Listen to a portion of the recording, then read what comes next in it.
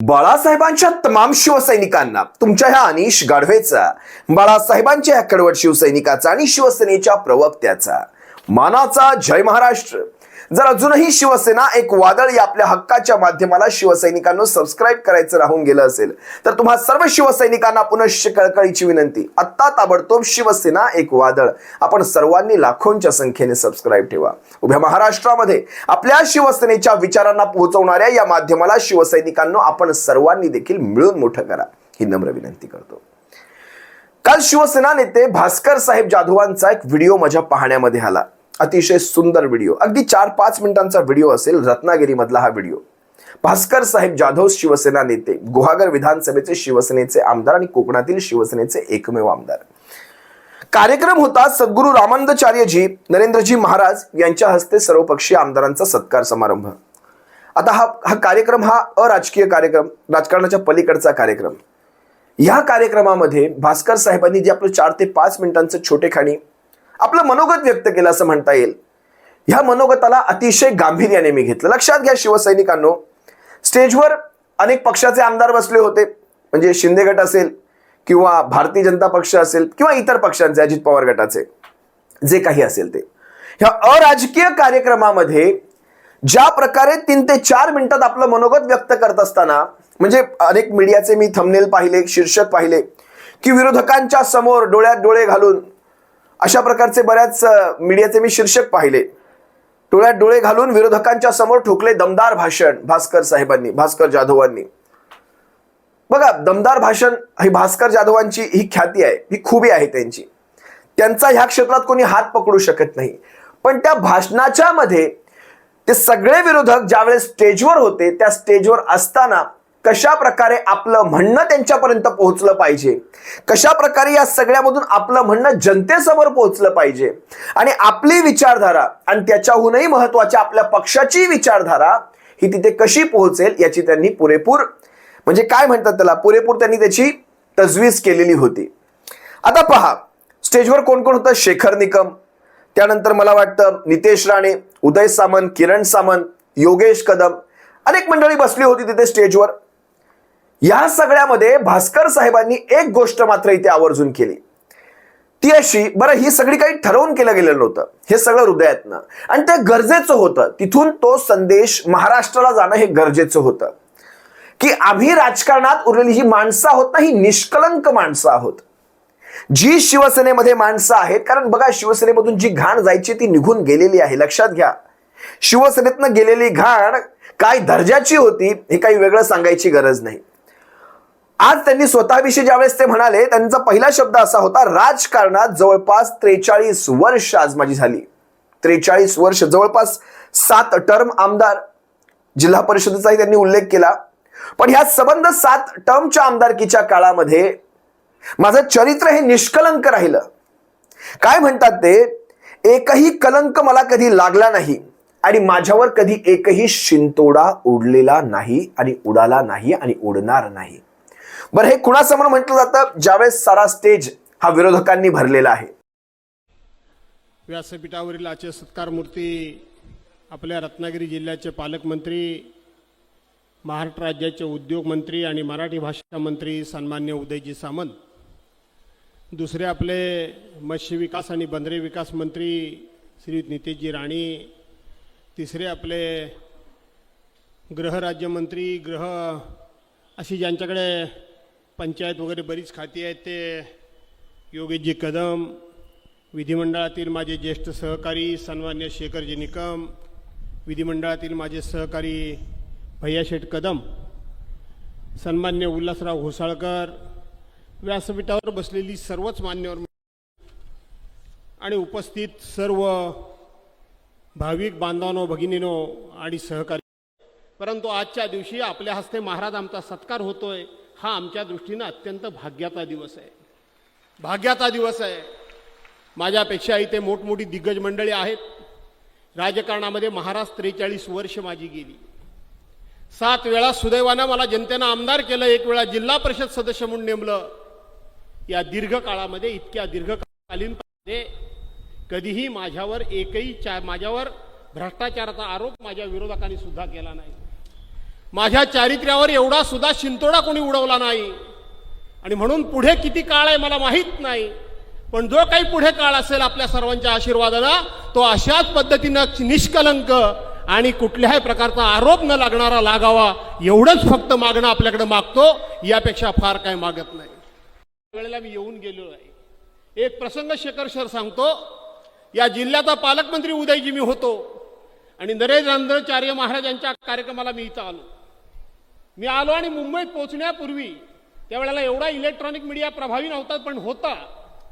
त्यावेळेला इलेक्ट्रॉनिक मीडियावर चर्चा सुरू झाली की भास्कर जाधव हे राज्याचे मंत्री आहेत, त्यांनी मंत्री होताना एक शपथ घेतलेली आहे, त्या शपथेचा त्यांनी भंग केला आणि त्या ठिकाणी त्यांनी नरेंद्राचार्य महाराजांचा उदो केला, म्हणून त्यांनी मंत्रिमंडळातला राजीनामा दिला पाहिजे, त्यांनी त्या ठिकाणी माफी मागितली पाहिजे. आणि मग ज्या वेळेला त्यांनी मला त्या चर्चेमध्ये बोलावलं, महाराजांना आठवत असेल मी त्या चर्चेमध्ये गेलो. मी काय म्हणालो होतो त्यावेळेला? मी हे म्हणालो होतो की पहिले 3 भारतरत्न पुरस्कार या रत्नागिरी ज्या देशाला, या कोकणाला, या महाराष्ट्राला मिळाले, ते 3 भारतरत्न पुरस्कार विजेते हे माझ्या कोकणातले आहेत. लोकमान्य टिळक हे माझ्या रत्नागिरीतले आहेत, डॉक्टर बाबासाहेब आंबेडकर हे माझ्या रत्नागिरी जिल्ह्यातले आहेत. सावरकरांच्या पदस्पर्शानं पावन झालेली माझी भूमी ही माझी रत्नागिरीची आहे. अनेक साधू संत. आज भास्कर साहेबांची जबाबदारी फार मोठी आहे शिवसैनिकांना. जबाबदारी मोठी मी यासाठी म्हणतो कारण आज तुम्ही पाहिलं असाल कोकणामधून शिवसेनेला पराभव पत्करावा लागलेला आहे. आणि हा पराभव कशाच्या जीवावर झाला हे काही मला इथे वेगळं मांडायची, वेगळं सांगायची काही वेगळी गरज वाटत नाही. अगदी ईव्हीएम पासून लाडक्या योजनांपर्यंत आणि कोकणामध्ये वाटला गेलेला अमाप अमाप अमाप, कोकणच्या समुद्रापेक्षाही अमाप असा वाटला गेलेला पैसा, या सगळ्यामध्ये शिवसेना कोकणामध्ये तरू शकली नाही. पण त्यातूनही सांगतो एक जमेची बाजू सांगतो, म्हणजे खासदारकीमध्ये ही आपली खासदारकीची जागा पडली रत्नागिरी सिंधुदुर्गची. अगदी तळ कोकणापासून आपण पाहिलं असाल केसरकर विजयी झाले, नितेश राणे विजयी झाला, निलेश राणे विजयी झाला. त्यानंतर आपण कोकणातले बरेच पराभव पाहिले. उदय सामंत विजयी, किरण सामंत विजयी. ह्या सगळ्यामध्ये कोकणामध्ये अगदी इकडे खेड दापोलीमध्ये योगेश कदम, चिपळूणची तर जागा सोडूनच द्या, पण या सगळ्यामध्ये एक जमेची, एक आशेचा किरण म्हणता येईल ती भास्कर साहेबांची गुहागर विधानसभेची जागा आपण थोडक्या मताधिक्याने जिंकलो आहोत. ही खेदाची गोष्ट वाटते, पण थोडक्या मताधिक्याने आपण जिंकलो, पण ही जागा आपण जिंकलो आणि कोकणामध्ये शिवसेनेचा एक आमदार निवडून आला. आता उद्धव साहेबांनी ज्यावेळेस हा निकाल पाहिला होता, आपल्या महाराष्ट्रातनं 20 जागा आल्या, उद्धव साहेबांनी एक वाक्य सांगितलं होतं, ठीक आहे 20 जागा आल्या आहेत, हरकत नाही, शिवसेना संघर्षातून जाते, शिवसेना एक अशा काळातून जाते जो काळ खरं तर कसोटीचा आहे, शिवसेनेच्या जीवन मरणाचा हा काळ आहे. आज विरोधकांची संख्या फार मोठी आहे आणि विरोधक माजलेला आहे, विरोधकाला व्हेंटिलेटर हा केंद्रातनं मिळालेला आहे, विरोधक मजबूत आहे. लक्षात घ्या, आता जर केंद्रामध्ये काँग्रेसची सत्ता आली असती तर कदाचित आज हा महाराष्ट्रातला प्रकार तिथे जागेवरच संपला असता, तो गळा तिथेच दाबला गेला असता महाराष्ट्राच्या सरकाराचा. ठीक आहे, तो झालं जर तरला अर्थ नाही, पण आजच्या काळामध्ये तुम्ही 20 आमदार आहात, प्रत्येक आमदाराने 10 आमदाराच्या बरोबरीचं काम करायचं, प्रत्येक आमदाराने 10 विधानसभेच्या बरोबरीचं काम करायचं, 10 विधानसभा क्षेत्रासाठी काम करायचं, आपल्या आसपासच्या 10 विधानसभा क्षेत्रांसाठी काम करायचं.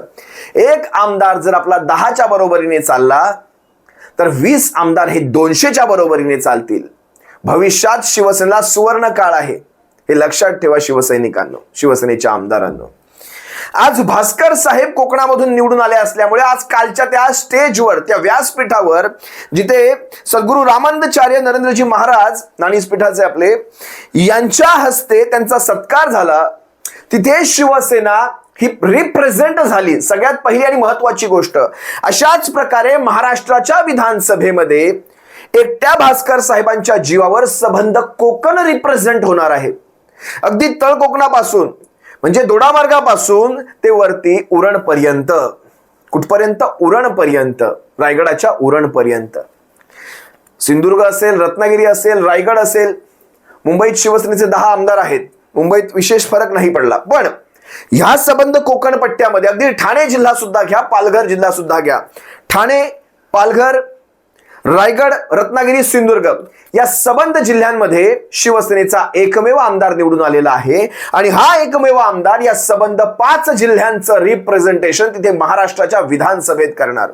फक्त विधानसभेत करणारच नाही तर या सबंध 5 जिल्ह्यांचीच नव्हे, खरं तर मी या 5 जिल्ह्यांपुरतं त्यांना कुठे मर्यादित करू इच्छित नाही, पण कोकणच्या पुण्यभूमीतून शिवसेनेचा हा आलेला एक बछडा, वाघाचा बछडा आपण म्हणू शकतो, एक वाघच म्हणा, बछडा कसला, हा वाघ महाराष्ट्रामध्ये, महाराष्ट्राच्या विधानसभेमध्ये शिवसेनेच्या वतीने कोकणाचं रिप्रेझेंटेशन करेल, विरोधी पक्षनेत्याचं काम करेल तिथे.